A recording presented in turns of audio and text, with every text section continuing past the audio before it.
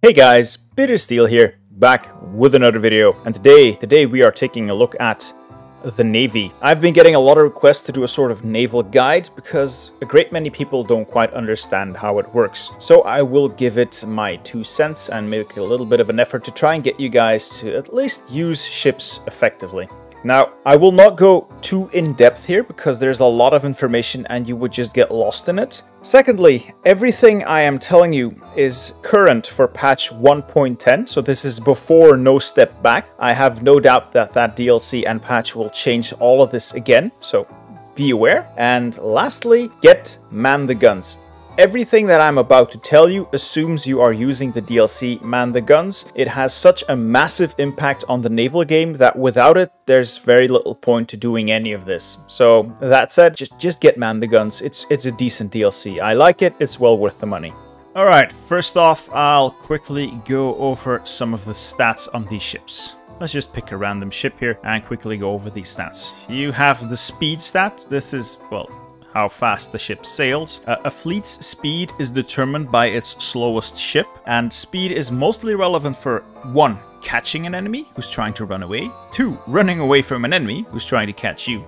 Pretty obvious. And for reinforcing other fleets. So there's combat going on, your strike force sets sail to try and help that lone light cruiser who just found an enemy fleet. Maximum speed determines how quickly his backup is going to get there. Then we have the maximum range, which is the maximum range at which a ship can operate. Again, a fleet's maximum range, or a task force maximum range, is determined by the lowest maximum range. Let's select something here. This is the maximum range of this specific task force. Anything that is colored red is outside of the effective range. Now, the range only matters for missions. So I'll select the mission here, the patrol mission. I can turn it on in this area, but I cannot turn it on in one of these red areas. The game won't let me. I can, however, just select the fleet and sail to a different port. For instance, if I have naval access from Germany, I can sail that fleet through the red area towards Germany, and it will be no problem at all. I just cannot operate in the red area.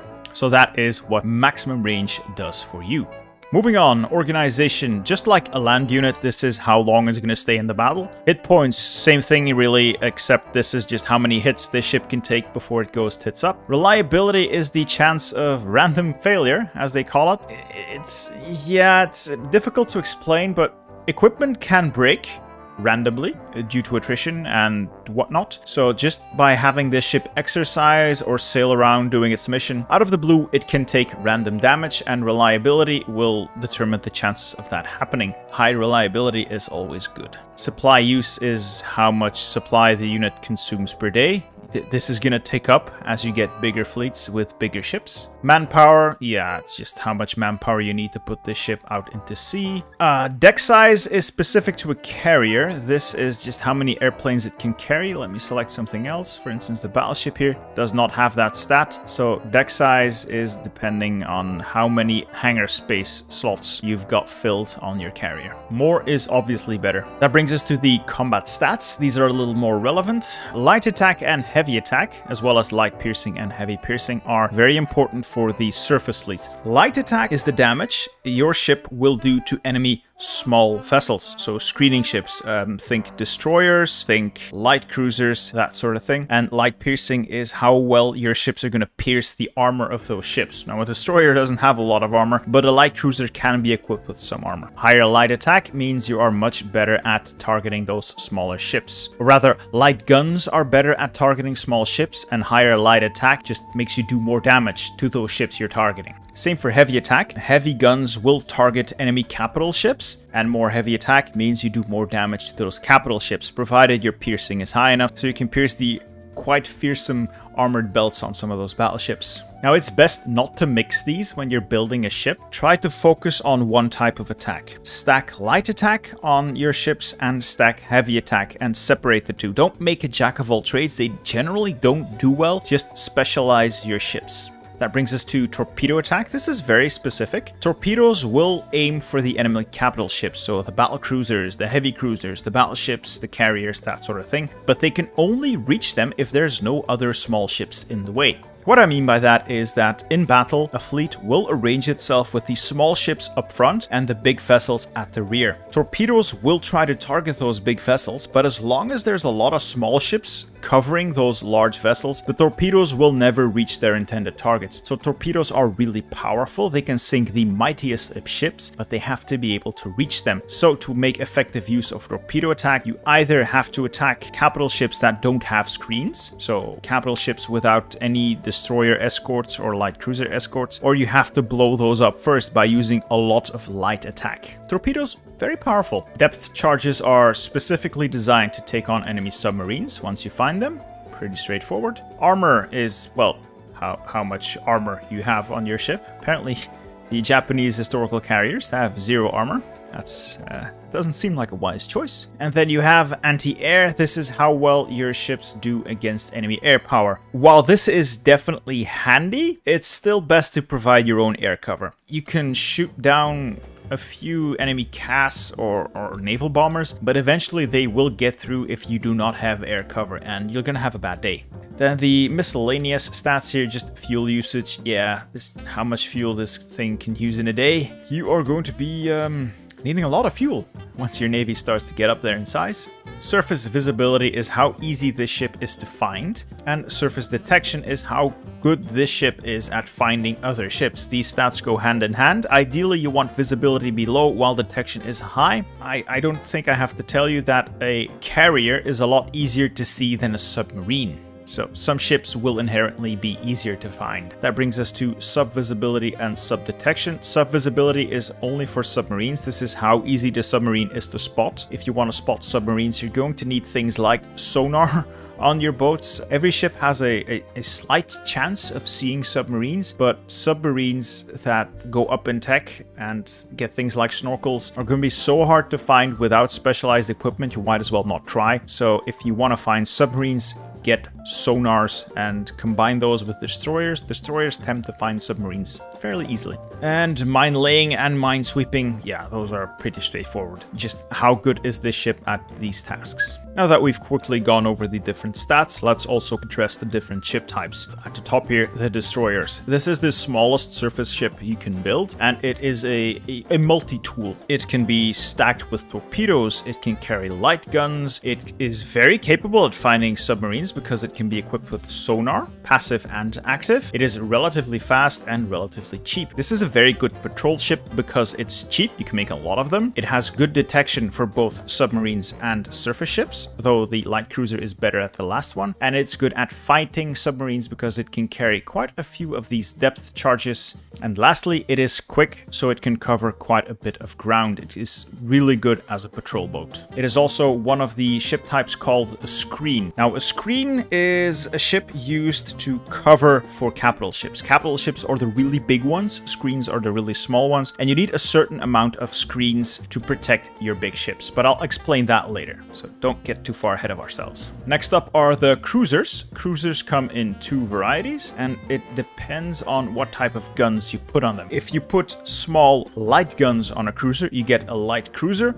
A light cruiser is relatively cheap. It's relatively fast, though not as fast as a destroyer, obviously. And it is a very good patrol ship because it is a little more durable than a destroyer, and it can be fitted with these airplane catapults, giving them even more surface and submarine detection. So it's good at seeing where the enemy is and then running away and telling the rest of your fleet where to find the enemy in case you want to blow them up. A heavy cruiser, so a cruiser fitted with large guns, is a cheaper version of the battleship, let's say. So you want something that can hit hard and sail away fast. Heavy cruiser, that's what you're looking for. It's a bit of a compromise. That brings us to the heavy ships. These are the iconic battleships. This is what you think of in your mind when you think capital ships. These are slow, they're expensive, but oh boy, can they take punishment and dish it out. Battleships are your killers at sea. Like, barring airplanes, this is what kills enemy navies. Now, battleships take a long time to build, so they are very precious to you, and every battleship or every capital ship has to be protected at sea. So if you're trying to put together a competent fleet, make sure that for every heavy cruiser or a battleship or a battle cruiser, you have at least 8 destroyers in that fleet. If you're not using destroyers, but you're instead using light cruisers, have at least 4 light cruisers for every heavy ship. So if you want to do this the hard way, you could have 2 light cruisers and 4 destroyers for every big ship. Just make sure you have enough screens. The good number to aim for is either 8 destroyers or 4 light cruisers for every capital ship. If you want to mix and match, be my guest, but I'll leave the math up to you. There's a different type of battleship you can build, the battle cruiser, which is a little less armored, but still capable of carrying large guns, and it's a little faster. So it leans towards that heavy cruiser design, but it's more spacious than a heavy cruiser. It's got more guns than a heavy cruiser, less armor than a battleship. It's another one of those compromises. Consider them to be a bit of a pocket battleship. I wouldn't exactly call them a glass cannon, but they're not quite as durable as a battleship, but they are a little cheaper and a little faster. Then a special type of battleship you can research up in the corner here. The super heavy battleship. Now, I call the battleship the ultimate heavy capital ship. I was wrong. The super heavy battleship is that thing exactly. It's got insane armor, insane armament, and it's got an insane cost. It's really slow. It's incredibly expensive. You're very unlikely to build more than one of these before, you know, your country gets embroiled in a massive war. And if you happen to lose it, yeah, good luck building a second one, because it's going to take forever. That said, if you get your hands on one, oh boy, is it gonna give the enemy a bad time. This is the ultimate ship killer. Once you get rid of the enemy screens, or not even that, once you find the enemy with one of these in your fleet, as long as your fleet is well-rounded, that super heavy battleship is gonna do work for you. The only prohibitive thing about this is 1, it takes a massive amount of fuel, and 2, just look at the production cost. Yeah. Still, if you want to get your Yamato on, this is the way to go. That brings us to the carriers. There's 2 types of carriers. There's the deck conversion carriers. Think of these as either a battleship or a cruiser, where they just slice the top off and put some tarmac on. They're not great. I'm gonna say it, they're actually quite terrible, because they don't have any of the real strengths of a carrier, while still having many of the drawbacks. So they're slow, they're big, they're expensive, but they can't even carry that many planes like an actual carrier can. So it's nice if you want early carriers, I guess, but I would not recommend getting these. Instead, just go for the 1936 carrier hulls. These are actual aircraft carriers. They can carry a lot more planes, and the carrier does exactly that. It carries planes. That is its main purpose, and that is where it's useful. If you operate them in areas where the enemy land-based aircraft can still overwhelm you, they are pointless. So don't try operating these off the coast of France, because Germany can just throw thousands of fighters and casks, etc. at you. They're not gonna do much. But if you operate these in the Pacific or in the Mediterranean away from the naval bases, or rather air bases that the enemy has, they can be quite vital to naval combat, because air is king in combat as much as it is on land as it is on sea. Nothing kills ships like airplanes. Carriers are expensive and carriers are precious. And just like with your battleships and your heavy cruisers, something to aim for here is not only having those destroyers and light cruisers as screens, it also pays to have capital ships protecting your carriers. Carriers do very poorly at fighting, so if you have a carrier in your fleet, try to have other capital ships there to protect it, as well as enough destroyer screens or light cruiser screens to protect those capital ships. So, and again, the airplanes you put on this are also going to matter. You want carrier fighters to establish air control, but you also want carrier naval bombers to destroy enemy fleets. Or if you're operating these carriers in support of a naval invasion where you don't have any air power, what you could instead do is load them up with carrier CAS and manually put those airplanes up over the area where you're invading, just to help your invading troops. It's one of those little tricks. So in conclusion, carriers really powerful, but use them right. Don't sail them into an area where the enemy has overwhelming air power anyway. That just makes them useless. And then finally, the submarines. Early submarine hulls, pretty terrible. Research these, then immediately skip them unless you absolutely have to build them. Just stick to the regular submarines. Regular submarine research comes with its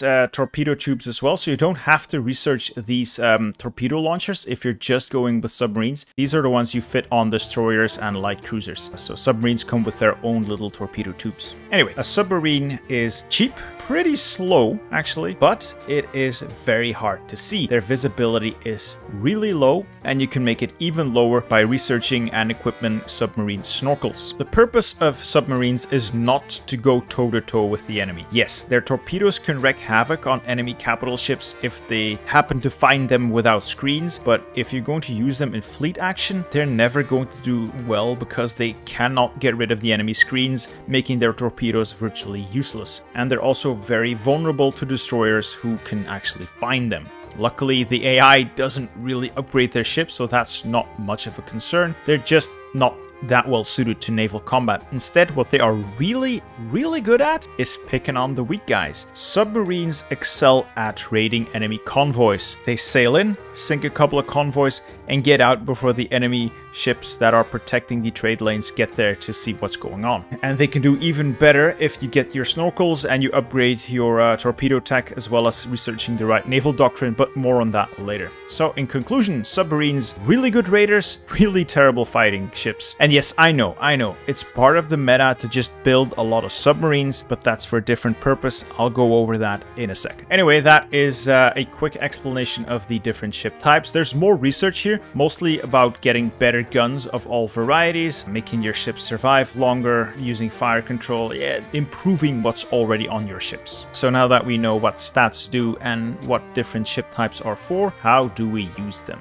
Well, let's take a look here, top right, how the ships are laid out. Now at game start, countries that have a navy have that navy organized in a historical fashion, and that does not always make sense from a gameplay perspective. So what you usually want to do is group them all together and then organize them in a way that makes sense gameplay wise. Now how to do that is simple, but first I'll explain what all this means. Every first icon in this row represents a fleet. A fleet can be commanded by any one of these admirals. If those are not enough, you can hire new ones and just assign them. Every admiral can command 10 task forces. A task force is a subdivision of a fleet. So this fleet has one task force in it, while this fleet has 1, 2, 3, 4, 5 task forces in it. Every admiral can command up to 10, so you might want to make use of those numbers just to get most out of your admirals. Now, every admiral has stats that give different benefits to different ships, so you might want to organize your ships in a way that makes sense. And one of those ways that makes sense is surface fleets in one corner, submarines in another. They do completely different things, so don't put them under the same admiral, just one of those things. Now, I'm not going to reorganize Japan's starting fleet, mostly because I don't want to do all that clicking. I'll just go over the different mission types first.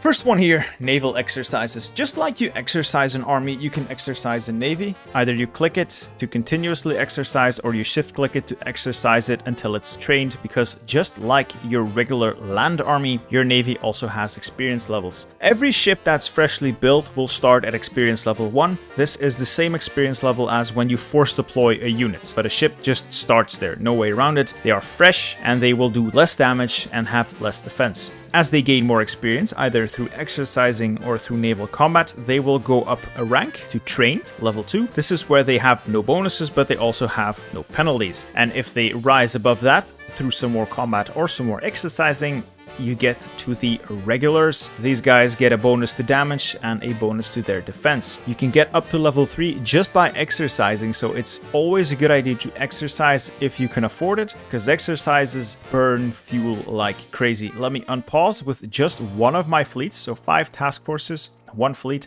exercising, and you'll see my fuel go down like crazy. Yeah, and it's going down. We have a potential of using 16,500 fuel by exercising our entire navy. Exercising just 1 fleet is costing us 1.2k a day. You're gonna need a lot of fuel to keep these babies fed, which might be a problem for countries like Japan. Another benefit of exercising is that naval exercises generate naval experience, and quite a bit of it. Naval experience is great for 2 things. 1, it allows you to change the design of certain ships. So for instance, let's take this submarine. If I wanted to add torpedoes to it, that's going to cost experience. Or if I want to add mine laying tubes, every change in your design is going to cost naval experience. Not only that, if you have certain amounts of naval experience, you can speed speed up different types of research. For instance, small caliber shells, these take 130 days, or if we have 50 naval experience, it only takes 49 days. So naval experience is quite good to have. And then lastly, just like with the Army Doctrine, Naval Doctrine can be sped up by spending 100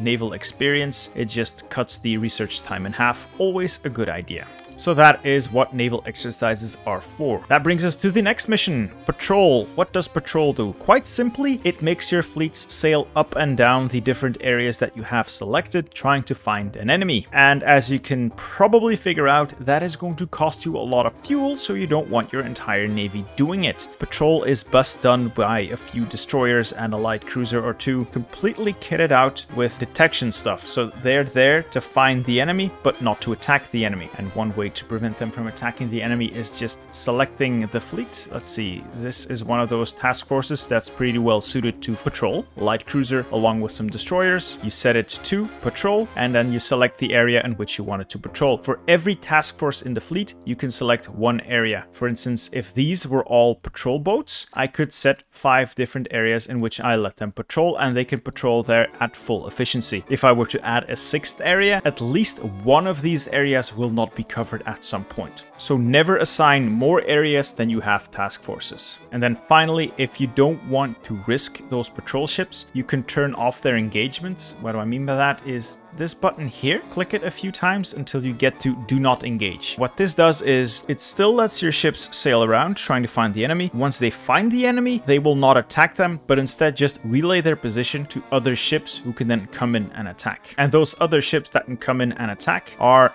the big boys, your battleships, your heavy cruisers, your capital ships, of course, with the right amount of screens still. Like, this is the historical Japanese fleet composition. That's not a lot of screens for this amount of capital ships, but don't look at these numbers. I'm just trying to explain what the different missions do. How do these guys come and help their patrol ships? By the next mission here, Strike Force. Strike Force, again, select an area. The area is best selected close to where the ships are. So if the ships are in, let's say, Dailan, Strike Force would be best set to the Yellow Sea. But these guys are in the coast of Japan area already, so just set Strike Force here. What's important to remember is to just set your missions close to where your ships are. Otherwise, they'll be really inefficient at getting anywhere, especially Strike Force. What Strike Force does is it responds to your patrols. If a patrol sees an enemy ship or enemy fleet, it will relay that position, and your ships that are on Strike Force and are assigned to the same region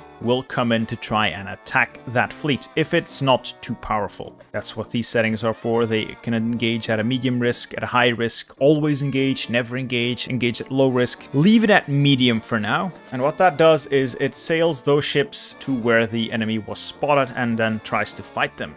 Not only that, it also projects your power, your naval supremacy, to the sea zones you have selected without actually having to get your ships out into sea and risking them. So it's a nice little trick. If you want naval supremacy, just set a strike force. It's really easy. I don't know if this is the way it's supposed to work, but it's a cheap and easy way of just getting the enemy off your back. Because if you have naval supremacy, in theory, the enemy cannot naval invade. Well, you can, but more on that later. So to quickly recap, Patrol just sails around looking for the enemy. Strike Force, these guys are just sitting at port, chomping at the bit, waiting for those patrols to find someone, and they'll steam ahead and try and intercept whoever the patrols found and destroy them, or get destroyed, depending on just how strong your navy is.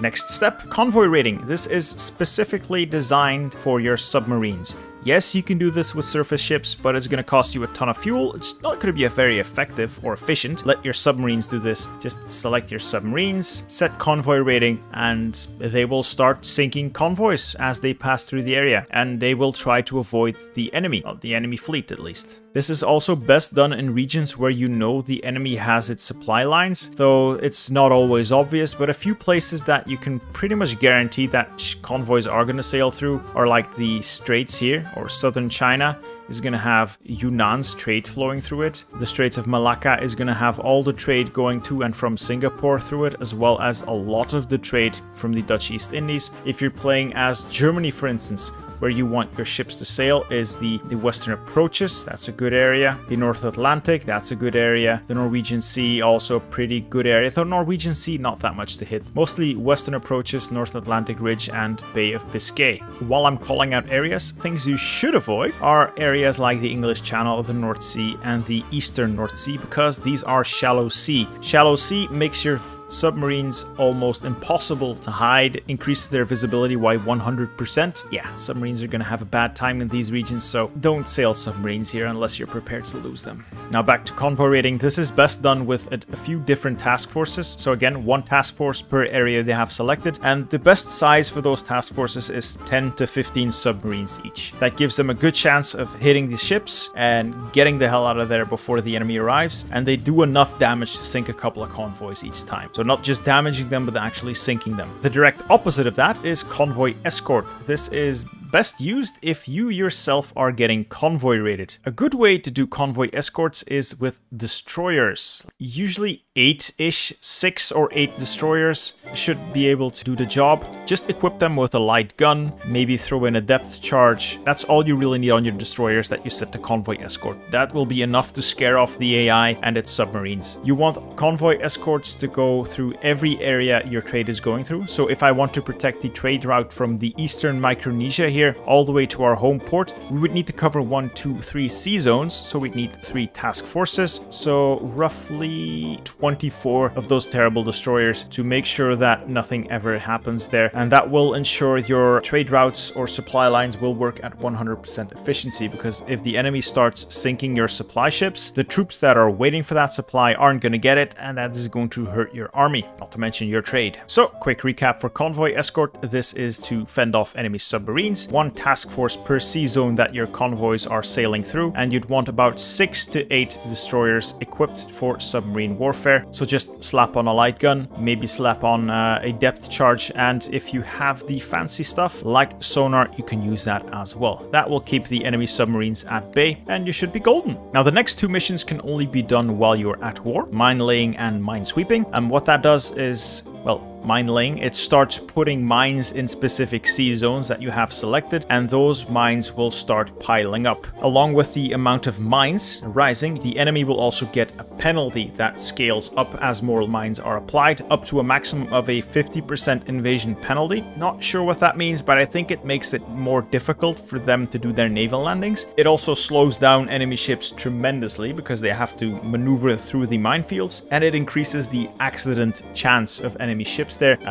to simulate them accidentally hitting one of those mines. Mine sweeping is the opposite, and it just starts reducing that penalty for you if you happen to run into an enemy that is mine laying. So these two counter each other. They are not that great in single player. I mostly never use these. And lastly, naval invasion support. This works in conjunction with a naval invasion. So you've set up your naval invasion going from, say, Nagasaki, and you want to hit the Chinese around Shanghai. What you do then is you select a fleet, whichever fleet you want, or if you just want to select a few task forces, doesn't matter, just select the ships that you want, set them to naval invasion support, and you click the areas, right-click the areas that you know your fleet will have to sail through. So going from Nagasaki here to Shanghai means we have to go through the East China Sea and the Yellow Sea. So I have these 2 sea zones selected with naval invasion support. The ships with this mission will sail to the port of origin of the naval invasion and wait for that naval invasion to leave. While they're sitting in that port, they're also projecting their naval supremacy on those sea tiles. That's important because a naval invasion can only start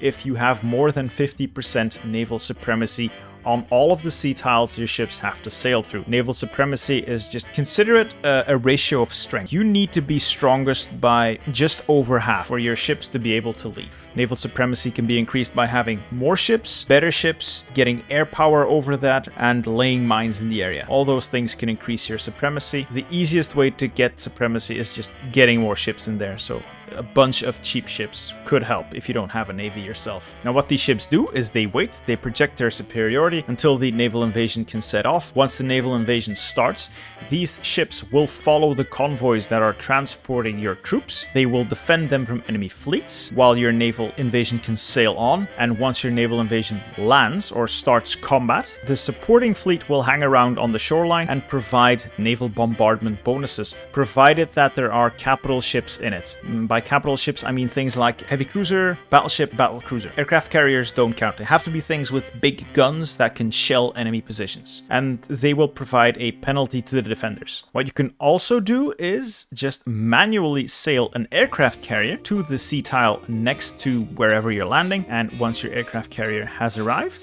it's going to sail there. Once your aircraft carrier has arrived, manually select its air wings like so and put them up over the area. It's best done if you have some carrier-based CAS, but that's an advanced trick. It's not something you're immediately going to be using. I hope that makes a little sense for you. I realize sometimes I am rambling a bit. I have to contain myself from trying to spew out too much information at a time. If you have any questions, feel free to hit me up in the comments. If you like these kinds of videos, and if you like me trying to explain the more complicated aspects of the game, feel free to hit that like button. It really helps out the channel. Now, onwards and upwards, we have more stuff to discuss. I'll quickly go over the doctrines. I'll keep it simple for you. Yes, I know there are exceptions to this, but I'll just lay it out for you the way I understand it. If you want to go with a surface fleet, but you can't really afford a lot of capital ships, so you're sticking with light cruisers, destroyers, maybe some heavy cruisers, then you go with trade interdiction, just because it has more bonuses for those ship types, plus the visibility bonuses. It's just so good. If you do have the supply and the factories, or rather dockyards, to build those capital ships, then it's going to depend whether you make a carrier-based fleet. You want to go with base strike, mostly because of the bonuses to sortie efficiency. Sortie efficiency means that you get more airstrikes in per naval battle, so your air does more damage, making your carriers more valuable. So carriers, you go with base strike. If instead you are going the battleship and battlecruiser route, fleet in being, it has the most bonuses to those ships. It makes them very durable and able to deal out a lot of damage. So now that you know how to use your navy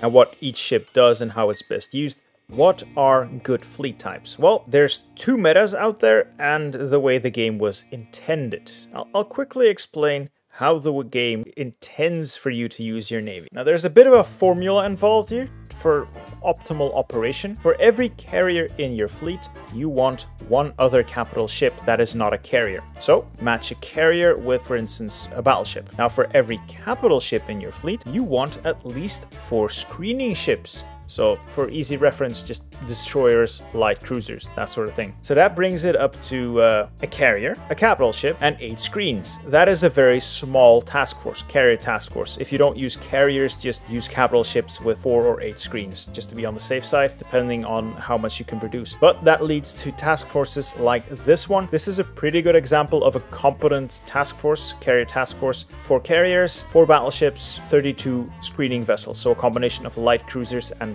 destroyers.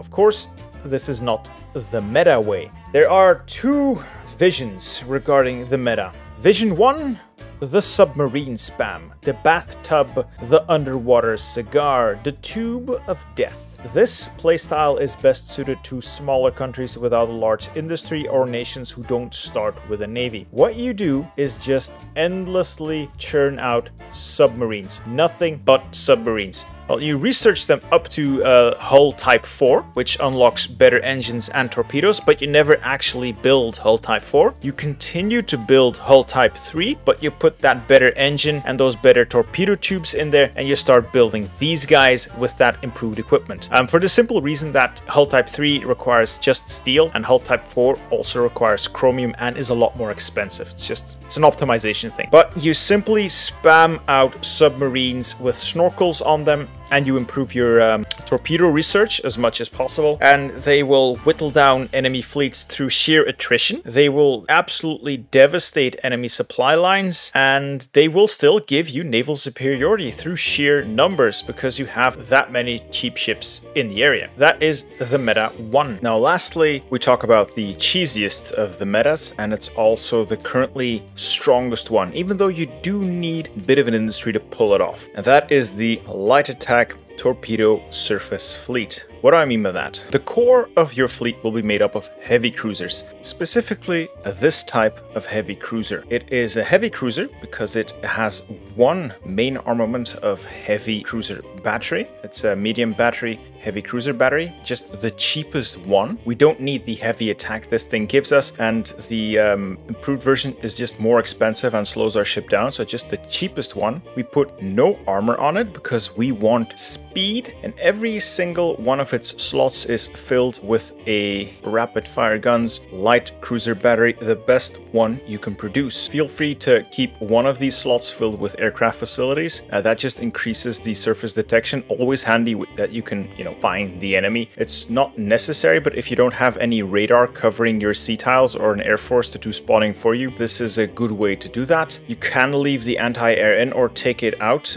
It just makes your ship a little cheaper, a little faster, but you do want air cover if you're going to do this. And for engines, pick the best engine possible. This is your light attack heavy cruiser. Its purpose is to be fast because it is a capital ship. Enemy capital ships will be targeting it, but because it is so fast, they are going to have a very hard time actually hitting it. At the same time, this thing is fully decked out with light guns, and it will start blasting away and annihilating the enemy screening ships. And that is where part 2 of the meta comes in. The destroyers. Your destroyer force will be made up of 2 types of destroyer. First of all, the tugboats. This is the absolute cheapest destroyer you can make. Just slap an engine in it, slap one of these light guns on it, the cheapest one possible, and all this thing has to do is be fodder. Just sail around and get blown to bits. Like 3/4 of your destroyer force will be made up of these guys. Just tugboats. Yes, I know they suck. That's